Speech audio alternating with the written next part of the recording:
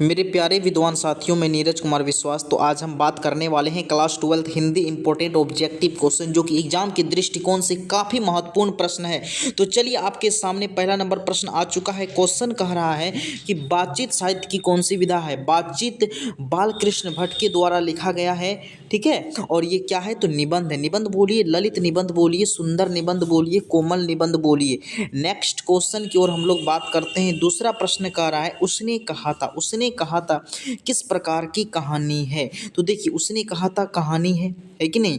और ये किसके द्वारा लिखा गया है, चंद्रधर शर्मा गुलेरी के द्वारा लिखा गया है कि नहीं। और ये कहानी जो कर्म प्रधान है, ऑप्शन नंबर यहाँ पर डी राइट आंसर हो जाएगा बाबू, कर्म प्रधान हो जाएगा, ठीक है। चलिए, नेक्स्ट क्वेश्चन की ओर हम लोग बात करते हैं। अगला प्रश्न कह रहा है कि जयप्रकाश नारायण रचित पाठ का नाम क्या है। जयप्रकाश नारायण के द्वारा क्या लिखा गया, इसको हम लोग जेपी कहते हैं, लोकनायक कहते हैं। जनता का नायक जयप्रकाश नारायण को कहा जाता है। और संपूर्ण क्रांति का नेतृत्व किसने किया, तो जयप्रकाश नारायण ने किया था। यहाँ पर डी इज राइट आंसर हो जाएगा।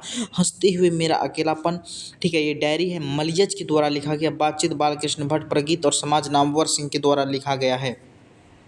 चलिए, नेक्स्ट क्वेश्चन, दिनकर को कौन सा राष्ट्रीय सम्मान दिया गया। दिनकर को कौन सा राष्ट्रीय सम्मान दिया गया, 4 नंबर प्रश्न आपको बताना है। तो ऑप्शन नंबर यहाँ पर, ठीक है, पद्म भूषण दिया गया, सी इज राइट आंसर है। और ये एक राष्ट्रीय कवि माने जाते हैं, जो कि जिसका जन्म बिहार में हुआ था। क्या वह कौन सा कवि है जिसका जन्म बिहार में हुआ था, रामधारी सिंह दिनकर, बेगूसराय जिला में हुआ था, बिहार का है कि नहीं, सिमरिया नामक गांव में हुआ था, याद रखेंगे। अगला प्रश्न कह रहा है कि रोज शीर्षक कहानी के लेखक कौन है। रोज हीरानंदन, सचिदानंदन, वात्सायन, जिसका नाम है अज्ञेय भी कहते हैं। Option number A right answer है। और रोज कहानी में किसका चर्चा किया गया, मालती। और मालती के पति का नाम क्या था बाबू, महेश्वर। महेश्वर जो पैसे से क्या थे, डॉक्टर थे, जो कि क्या करते थे, गैंग्रीन नामक बीमारी का इलाज करते थे। गैंग्रीन एक बीमारी है जो पहाड़ी इलाकों में कांटे के चुभने के फलस्वरूप होता है। और इसी का इलाज कौन करते थे, तो महेश्वर करते थे। आप लोग भी याद रखेंगे। तो चलिए, नेक्स्ट क्वेश्चन की ओर हम लोग बात करते हैं। अगला प्रश्न कर रहा है, प्रताप के संस्थापक कौन हैं। प्रताप के संस्थापक कौन हैं, तो 6 नंबर का आंसर ऑप्शन नंबर यहाँ पर ए राइट आंसर हो जाएगा, गणेश शंकर विद्यार्थी, ठीक है। जो कि आपका एक लेख एक पत्र में है। एक लेख एक पत्र किसकी रचना है, तो भगत सिंह की रचना है। नेक्स्ट क्वेश्चन, अगला प्रश्न कर रहा है, ओ सदा नीरा। ओ सदा नीरा किस नदी को बोला गया है, तो गंडक नदी को, जिसका जल हमेशा से क्या होता है बाबू, चंचल होता है। हमेशा से गंडक नदी का जल हमेशा से क्या होता है बाबूजी, चंचल होता है, याद रखिएगा। 7 का ऑप्शन नंबर यहाँ पर ओ सदा नीरा के लेखक जगदीश चंद्र माथुर हैं। Option number B right answer हो जाएगा, जगदीश चंद्र माथुर के द्वारा लिखा गया ओ सदा नीरा। नेक्स्ट क्वेश्चन करा, मोहन राकेश, जो कि सिपाही की माँ कहेगा, सिपाही की माँ किसकी रचना है, तो मोहन राकेश की रचना है। किसकी रचना है, मोहन राकेश की रचना है। और इसका जो जन्म हुआ था, है कि नहीं, मोहन राकेश का 8 जनवरी 1925 ईस्वी में। ऑप्शन नंबर यहाँ पर ए आपका राइट आंसर हो जाएगा, ए इज करेक्ट आंसर हो जाएगा। चलिए, नेक्स्ट क्वेश्चन कर रहा है, प्रगीत और समाज के लेखक कौन हैं। देखिए, प्रगीत और समाज, समाज में हमेशा आदमी नाम को ऊंचा रखना चाहता है, इसीलिए नाम को ऊंचा रखना चाहता है। तो नाम से नामवर सिंह हो जाएगा, ठीक है, नामवर सिंह। ऑप्शन नंबर यहाँ पर सी आपका राइट आंसर हो जाएगा, है कि नहीं। प्रगीत और समाज, ये भी क्या है आपका, तो निबंध है। क्या है बाबू, निबंध बोलिए, ललित निबंध बोलिए, प्रगीत और समाज। चलिए, नेक्स्ट क्वेश्चन, 10 नंबर क्वेश्चन कह रहा है कि हंसते हुए मेरा अकेलापन जो है वह क्या है। तो हंसते हुए अकेलापन के लेखक जो है वह आपका बताना है। लेकिन हंसते हुए अकेलापन वो क्या है, तो डायरी है कि नहीं। डायरी लिखना क्यों मुश्किल है, इसीलिए मुश्किल है कि हम अपने दिनचर्याओं को शब्दों में व्यवस्थित नहीं कर पाते हैं, इसीलिए डायरी लिखना मुश्किल है। डायरी क्या है, तो एक हिंदी साहित्य की एक विधा है। हिंदी साहित्य की विधा है बाबू डायरी, याद रखिएगा। ऑप्शन नंबर यहाँ पर ए राइट आंसर हो जाएगा, भरत जी श्रीवास्तव, ए इज करेक्ट आंसर हो जाएगा। क्योंकि मलयज का ही दूसरा मूल नाम भरत जी श्रीवास्तव है। तो प्रश्न पूछेगा, हंसता हुआ अकेलापन किसके द्वारा लिखा गया, मलयज, और मलयज का ही नाम है भरत जी श्रीवास्तव। अगला प्रश्न कह रहा है, 11 नंबर प्रश्न कह रहा है, उदय प्रकाश जी किस पत्रिका के संपादक हैं। देखिए, उदय प्रकाश जी जिन्होंने क्या लिखे थे, त्रिज। त्रिज क्या है, छिपकली की प्रजाति की आकार का है, जिसे हम लोग विष खापर कहते हैं या जहरीला लिजार्ड भी कहते हैं।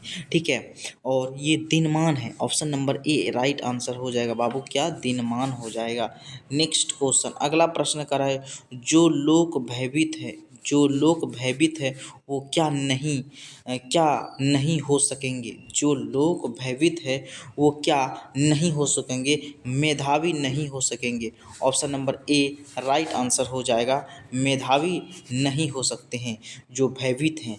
चलिए नेक्स्ट क्वेश्चन, अगला प्रश्न कह रहा है, जयसी का जन्म स्थान था। ठीक है, जयसी का जो जन्म स्थान वह कहाँ है, तो कब्र अमेठी उत्तर प्रदेश में है। ऑप्शन नंबर यहाँ पर डी राइट आंसर हो जाएगा, डी इज करेक्ट आंसर हो जाएगा, कब्र अमेठी उत्तर प्रदेश। ठीक है, चलिए नेक्स्ट क्वेश्चन, अगला प्रश्न कह रहा है, सूरदास के कवि हैं। ठीक है, सूर सागर के कवि कौन हैं, तो सूरदास हैं। ऑप्शन नंबर यहाँ पर ए इज राइट आंसर हो जाएगा, सूरदास है कि नहीं। चलिए नेक्स्ट क्वेश्चन, अगला प्रश्न कह रहा है कि तुलसीदास का मूल नाम क्या था। तो तुलसीदास का मूल नाम है राम बोला। क्या है बाबू, राम बोला। Option number B right answer हो जाएगा, राम बोला, क्योंकि जब उनका जन्म हुआ था वो बचपन में राम शब्द का उच्चारण किए थे, राम शब्द बोले थे, इसीलिए उसका नाम राम बोला। और आपको भी पता होगा विनय पत्रिका, ठीक है, विनय पत्रिका, कवितावली, रचनावली, ये सब किसकी रचना है, तो ये सब तुलसीदास की रचना है। और रामचरितमानस भी तुलसीदास की रचना है। और तुलसीदास जो पद लिखे थे, अभी आप पढ़ रहे हैं ना तीसरा चैप्टर तुलसीदास, जब पढ़िएगा कविता में तीसरा चैप्टर, वह पद है वह किसके द्वारा लिखा गया है, तुलसीदास के द्वारा लिखा गया। और वह किस भाषा में लिखा गया पद, तो याद रखिएगा बाबू, अवधी भाषा में लिखा गया है कि नहीं। और पद्मावत भी अवधी भाषा में लिखा गया है, ये भी आपको याद रखना है। ठीक है, और एक बार आप लोग ज़रूर कमेंट करके बताएंगे बाबू कि आपको क्लास कैसा लग रहा है। लेकिन अगर बढ़िया लग रहा है तो अपने मित्रों दोस्तों के साथ अवश्य शेयर करेंगे। और प्लीज़ आप सभी लोग, ठीक है, एकदम सब्सक्राइब कर ही दें। ठीक है बाबू, चलिए नेक्स्ट क्वेश्चन की ओर हम लोग बात करते हैं। अगला कह रहा है, भक्तमाल, भक्तमाल के रचयिता कौन हैं। भक्तमाल के रचयिता नाभा दास। और आपको भी पता होगा कि नाभा दास के द्वारा क्या लिखा गया है, तो आपको ये पता होना चाहिए। तो नाभा दास, ठीक है, क्या बाबू रे, भक्तमाल के रचनाकार कौन है, तो नाभा दास हैं, है कि नहीं। नाभा दास के बारे में चर्चा किया गया है इसमें आपका, ठीक है, जो छप्पे में है कि नहीं, छप्पे में नाभा दास के द्वारा चर्चा किया गया है, छप्पे। और कहेगा छप्पे किसके द्वारा लिखा गया है, नाभा दास। छप्पे में कितने पंक्ति होते हैं, 6 पंक्ति होते हैं, ये भी आपको याद रखना होगा बाबू। चलिए नेक्स्ट क्वेश्चन, अगला प्रश्न कह रहा है कि भूषण किस काल की कवि हैं। आपको पता होगा भूषण जो है वह किस काल के कवि हैं, तो भक्ति काल के कवि हैं। ऑप्शन नंबर यहाँ पर बी राइट आंसर हो जाएगा। और भूषण के द्वारा क्या लिखा गया, कवित्त। कहेगा कवित्त की रचनाकार कौन है, तो भूषण के द्वारा लिखा गया है। नेक्स्ट क्वेश्चन, अगला कह रहा है, तुमुल कोलाहल कलह में। कहने का मतलब आप कितना भी कलह में क्यों न रहे, है ना। कविता शीर्षक कविता के रचयिता कौन हैं, तो ये जो है आपका जयशंकर प्रसाद है, जिन्होंने कामयानी की रचना, जो फेमस कृति है जयशंकर प्रसाद की, फेमस कृति का नाम कामायनी है। और उसकी रचना जयशंकर प्रसाद किए थे, है कि नहीं। आपको भी पता होगा जिसका जन्म वाराणसी, जिसको हम लोग काशी भी बोलते हैं कि ना, वाराणसी में हुआ था। ऑप्शन नंबर यहाँ पर ए इज राइट आंसर हो जाएगा। चलिए नेक्स्ट क्वेश्चन कह रहा है, सुभद्रा कुमारी चौहान की लिखी कविता कौन सी है। सुभद्रा कुमारी चौहान के द्वारा, जिसमें एक पुत्र की वेदना को प्रकट करते हैं, एक माँ, है कि नहीं, पुत्र वियोग, एक माँ पुत्र से अलग हो गए, वियोग का मतलब ही होता है अलग होना। ठीक है, तो यहाँ पर 19 का ऑप्शन नंबर बी पुत्र वियोग, बी इज राइट आंसर हो जाएगा, बी इज करेक्ट आंसर हो जाएगा। नेक्स्ट क्वेश्चन कह रहा है, अगला प्रश्न कह रहा है, शमशेर बहादुर सिंह को हिंदी साहित्य में क्या कहा जाता है। तो शमशेर बहादुर सिंह को हिंदी साहित्य में कवियों की कवि किसे कहते हैं? शमशेर बहादुर सिंह को कहते हैं। और शमशेर बहादुर सिंह के द्वारा उषा लिखा गया है। और ये उषा का जादू कब टूट जाता है? जब आप सूर्योदय होते हुए देखते हैं तो यह जादू टूट जाता है, क्योंकि सूर्योदय उगने से कुछ समय पहले का जो क्षण होता है, नीलिमा और लालिमा जो दृश्य होता है, उसी दृश्य को उषा कहते हैं। और यही जो है सूर्योदय होता है तो यही जादू टूट जाता है। तो उषा का जादू कब टूट जाता है? सूर्योदय होने पर टूट जाता है। इनमें से मुक्ति बोध की कौन सी रचना है? तो मुक्ति बोध गजानन माधव मुक्ति बोध के द्वारा जन जन का चेहरा एक है। जन जन का चेहरा एक है किसके द्वारा लिखा गया है? गजानन माधव मुक्ति बोध के द्वारा लिखा गया है। अगला प्रश्न कह रहा है कि पाठ्य पुस्तक में रघुवीर सहाय की संकलित अधिनायक कविता शैली है, ठीक है, कविता शैली है। तो 22 का व्यंग प्रधान कविता व्यंग किया गया। Option number A right answer हो जाएगा व्यंग।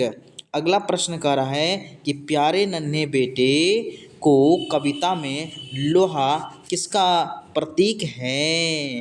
प्यारे नन्हे बेटे में कविता में लोहा किसका प्रतीक है? तो कर्म का प्रतीक है। तो 23 का ऑप्शन नंबर यहाँ पर सी राइट आंसर हो जाएगा कर्म। सी इज करेक्ट आंसर हो जाएगा। नेक्स्ट क्वेश्चन कर रहा है इनमें से अशोक वाजपेयी की कौन सी रचना है? तो अशोक वाजपेयी के द्वारा हार जीत कविता लिखा गया है। हार जीत किसकी रचना है? अशोक वाजपेयी की रचना है। ऑप्शन नंबर यहाँ पर बी आपका राइट आंसर हो जाएगा। नेक्स्ट क्वेश्चन, ये एक गद्य कविता भी है हार जीत, है कि नहीं। अगला प्रश्न कह रहा है कि ज्ञानेंद्र पति किस युग के कवि हैं? ठीक है, तो ज्ञानेंद्र पति जो है वह किस युग के? तो आधुनिक काल, ठीक है, किस काल के थे? आधुनिक काल। ऑप्शन नंबर यहाँ पर ए राइट आंसर हो जाएगा। ज्ञानेंद्र पति के द्वारा क्या लिखा गया है? तो गांव का घर किसकी रचना है? तो ज्ञानेंद्र पति की रचना है। गांव का घर किसकी रचना है? ज्ञानेंद्र पति की रचना है। चलिए अगला प्रश्न कर रहा है राष्ट्र का भाववाचक संज्ञा क्या कहलाता है? राष्ट्र का भाववाचक संज्ञा क्या कहलाता है? तो राष्ट्रीय कहलाता है। राष्ट्रीय, राष्ट्र का राष्ट्रीय होगा ये राष्ट्रीयता, राष्ट्र का राष्ट्रीयता ये भाववाचक संज्ञा होगा। लेकिन अगर विशेषण पूछेगा तो राष्ट्र का विशेषण राष्ट्रीय होगा, याद रखिएगा। संज्ञा भाववाचक संज्ञा राष्ट्रीयता हो जाएगा। और संज्ञा के कितने भेद होते हैं बाबू? 5 भेद होते हैं। नेक्स्ट क्वेश्चन कर रहा है मैं शब्द निम्नलिखित में कौन सा है? तो मैं जो है, मैं शब्द, मैं ये सर्वनाम को बताता है। और सर्वनाम के कितने भेद होते हैं? तो सर्वनाम के 6 भेद होते हैं, संज्ञा के 5 भेद होते हैं, विशेषण के 4 भेद होते हैं, क्रिया के 2 भेद होते हैं, है ना। सर्वनाम के कितने भेद होते हैं? तो सर्वनाम के 6 भेद होते हैं, याद रखिएगा। नेक्स्ट प्रश्न, अगला प्रश्न कर रहा है जल का विशेषण होता है। जल का विशेषण जलीय होता है। जल का विशेषण जलीय होता है। ऑप्शन नंबर ए आपका राइट आंसर हो जाएगा, जल का जलीय। नेक्स्ट क्वेश्चन, कर्मवाच्य का उदाहरण है। तो देखिए कर्मवाच्य जिसमें कर्म की प्रधानता हो, ठीक है, तो कर्मवाच्य का उदाहरण बताना है। ठीक है, मुझसे चला नहीं जाता है, ये चला नहीं जाता है ये भाववाच्य का उदाहरण है ना। मुझसे चला नहीं जाता है, ठीक है, उससे सोया नहीं जाता है, ठीक है, बच्चे मैदान में खेल रहे हैं, कामना से चिट्ठी लिखी जाती है, कामना से चिट्ठी लिखी जाती है, कर्मवाच्य। ऑप्शन नंबर यहाँ पर बी आपका राइट आंसर हो जाएगा। चलिए नेक्स्ट क्वेश्चन, अगला प्रश्न कह रहा है कि मैंने आम खाया, मैंने आम खाया, तो ये आशन्य भूत है बाबू। ऑप्शन नंबर यहाँ पर सी राइट आंसर है। चलिए नेक्स्ट क्वेश्चन, अगला प्रश्न कह रहा है लड़का जो है पैर से गिर पड़ा, इसमें किस कारक की विभक्ति लगी है? लड़का पैर से गिर पड़ा, जो पैर से लड़का गिरा होगा तो पैर से अलग हुआ होगा। अगर अलग हुआ होगा तो उसको हम लोग क्या कहते हैं? तो उसको हम लोग कहते हैं आपादान कारक। क्या कहते हैं? आपादान कारक कहते हैं। ऑप्शन नंबर यहाँ पर डी राइट आंसर हो जाएगा, अपादान कारक। नेक्स्ट प्रश्न, कवि का स्त्रीलिंग रूप क्या होता है? कवि का स्त्रीलिंग रूप जो होता है वह कवयित्री होता है। ऑप्शन नंबर बी आपका राइट आंसर हो जाएगा, बी करेक्ट आंसर होगा। चलिए नेक्स्ट क्वेश्चन, अध्यापक शब्द का स्त्रीलिंग रूप क्या होता है? नायक का नायिका, गायक का गायिका, अध्यापक का अध्यापिका होगा। ऑप्शन नंबर यहाँ पर ए आपका सही जवाब है कि नहीं। चलिए नेक्स्ट प्रश्न, अगला कह रहा है थोड़ा सा कौन सा निपात है? थोड़ा सा, ये क्या कर रहा है? तुलना कर रहा है ना, थोड़ा सा, थोड़ा, कम, ज़्यादा, अधिक, ये तुलना कर रहा है ना, तो तुलना बोधक निपात हो जाएगा। ऑप्शन नंबर यहाँ पर बी आपका सही जवाब है। तो चलिए मेरे सभी प्यारे बच्चे एक बार आप लोग शेयर कर देंगे, ठीक है। चलिए फटाफट अगला प्रश्न कर रहा है कि दहेज का लिंग निर्णय करे। दहेज शब्द, और देखिए दहेज कौन लेता है? पुरुष लेता है ना जी, लड़का लेता है ना दहेज, है कि नहीं। क्योंकि आज की ये जो समाज है, इस समाज में दहेज को लेकर के लोग काफ़ी चिंतित रहते हैं, है ना। क्योंकि जिस घर में बेटी का जन्म हो गया, समझ जाइए उनके माँ पिता का सिर में दर्द हो गया। नहीं, समाज को देखते हुए दर्द होता, दर्द नहीं होता है। लेकिन अब बेटी की शादी करवाना है, उसके लिए काफ़ी रकम चाहिए। 10 लाख तिलक दीजिए, 5 लाख घर में भी खर्च कीजिए, है ना। ठीक है, तो इसीलिए जो है दहेज कौन लेता है बाबू? पुरुष लेता है, तो इसीलिए पुरुष से पुल्लिंग। ऑप्शन नंबर यहाँ पर बी आपका राइट आंसर हो जाएगा, पुल्लिंग। चलिए नेक्स्ट क्वेश्चन, अगला प्रश्न कर रहा है पुस्तक का लिंग निर्णय करें। देखिए पुस्तक शब्द, जितनी भी पढ़ने लिखने वाली चीज़ें होती है लगभग सभी स्त्रीलिंग ही होते हैं कि नहीं। पुस्तक स्त्रीलिंग, कलम मेरी कलम मेरी पुस्तक स्त्रीलिंग है। ऑप्शन नंबर यहाँ पर आपका बी राइट आंसर हो जाएगा, स्त्रीलिंग। याद रखिए नींद, नींद शब्द भी स्त्रीलिंग है। नींद आती है, नींद गई, नींद नहीं आ रही है ना। अगला प्रश्न कर रहा है कारक के कितने भेद होते हैं? कारक के कितने भेद होते हैं? ये बहुत बच्चा वाला सवाल है। 8 भेद होते हैं। कितने भेद होते हैं? 8। ऑप्शन नंबर यहाँ पर डी राइट आंसर हो जाएगा। संज्ञा के 5 भेद होते हैं। चलिए नेक्स्ट प्रश्न की ओर हम लोग बात करते हैं। अगला प्रश्न, सच सच चरित्र का संधि विच्छेद करें। सत्य प्लस चरित्र, सत्य प्लस चरित्र, सत्य प्लस चरित्र, सत्य प्लस चरित्र, है ना। ऑप्शन नंबर यहाँ पर सी राइट आंसर हो जाएगा, सत्य प्लस चरित्र। सी इज करेक्ट आंसर हो जाएगा। Option number C right answer हो जाएगा।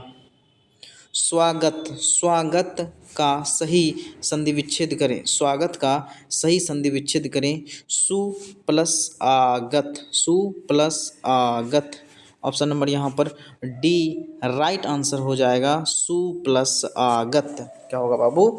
सु प्लस आगत, स्वागत, ठीक है। चलिए ये सब क्वेश्चन ज़्यादातर पूछा जाता है कि नहीं। और संधि के कितने भेद होते हैं आप लोग पहले कमेंट करेंगे, संधि के भेद का बताना है कि नहीं, संधि के भेद। चलिए नेक्स्ट प्रश्न, अगला देवकन्या, देवकन्या में कौन सा समास है? तो देवकन्या किसकी कन्या जी?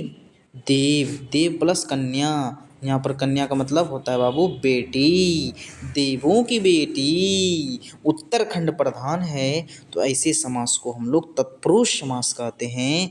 ऑप्शन नंबर यहाँ पर बी आपका राइट आंसर हो जाएगा, तत्पुरुष समास। बी इज करेक्ट आंसर हो जाएगा।